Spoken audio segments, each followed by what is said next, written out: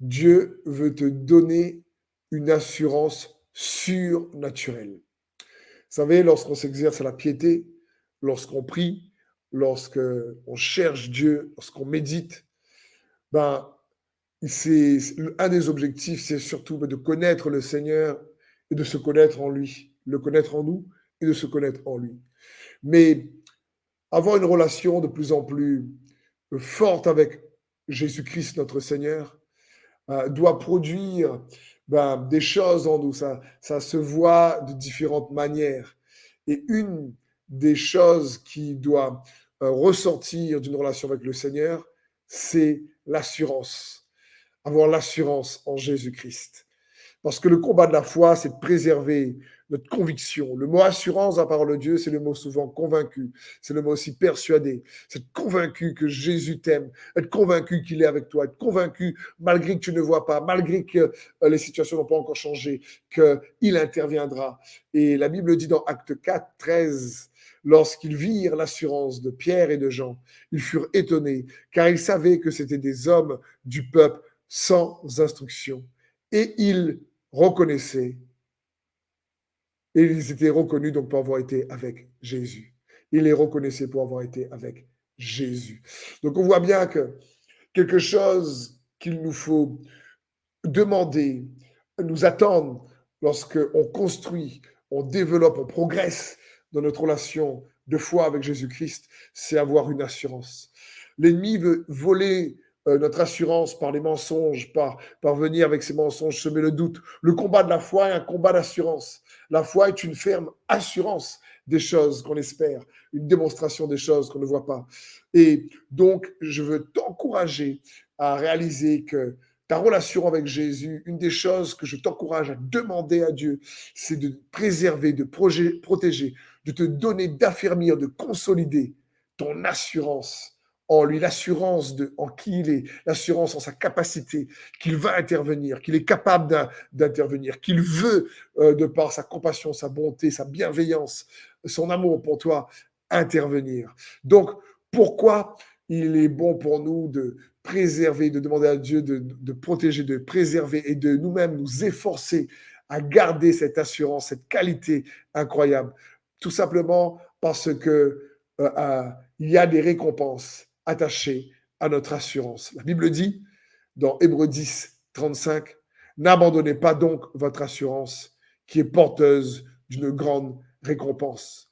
L'ennemi sait que si on perd notre assurance, on perd notre récompense. Je me rappelle, il y a quelques années de cela, peut-être 15 ans en arrière, ça remonte, c'est la pensée qui me vient là. J'avais quitté mon travail à plein temps pour être dans le ministère à plein temps. Et du coup, on n'avait pas les finances qu'il faut. On était encore en francs à l'époque, on n'était pas encore en euros. Donc, vous voyez, ça remonte.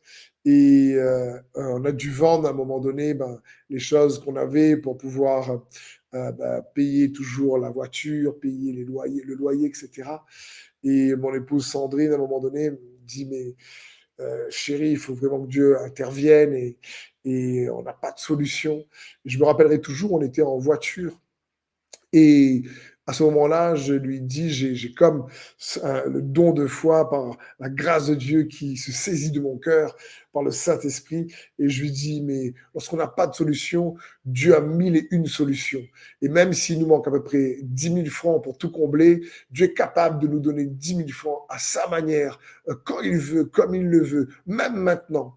Et au moment où je lui dis ça, le téléphone sonne, on est en voiture, c'est les petits GSM Nokia d'avant là, et c'est elle qui répond parce que je conduisais, et c'est ma maman qui était au bout du fil, elle était encore vivante à ce moment-là, et elle nous demande si on peut passer à la maison, et on passe, et elle avait reçu avec papa un rappel des impôts qui avaient fait une erreur, ils avaient reçu une grosse somme, et ils désiraient donner 10 000 francs à chacun des enfants.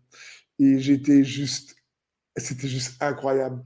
Et ça, c'était comme pour moi une leçon qu'il nous faut, malgré les circonstances difficiles, nous rappeler des interventions de Dieu.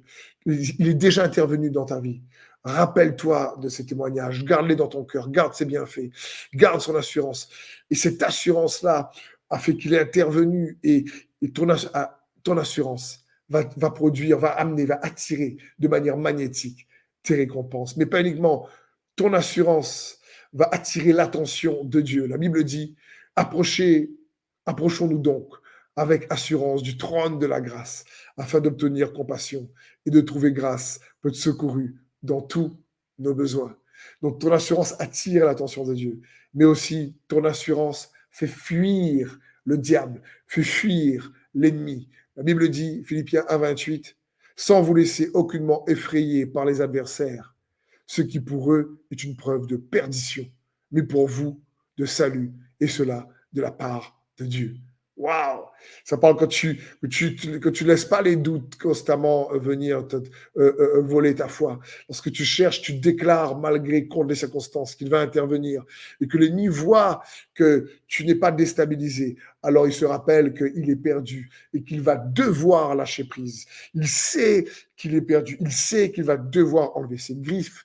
Il sait qu'il va devoir enlever ses pattes. Il sait qu'il va devoir enlever ses chaînes de la situation de ta vie. Il sait qu'il va devoir cesser son attaque. Il sait que la foi va attirer la puissance de Dieu en ta faveur et sa puissance va amener aussi les récompenses parce que à ton assurance est attachée une grande récompense. Donc, quand tu cherches Christ, cherche à garder mon frère, ma sœur, ton assurance, cherche à garder, mon ami, cette assurance en Jésus-Christ. C'est une des clés en tant qu'enfant de Dieu que nous devons préserver, protéger. Et Dieu veut te donner cette assurance surnaturelle. Quand on se rapproche de lui, il veut nous communiquer ça par la puissance de son Saint-Esprit. Et je prie que cela se produise dans ta vie, dans le nom de Jésus. Amen.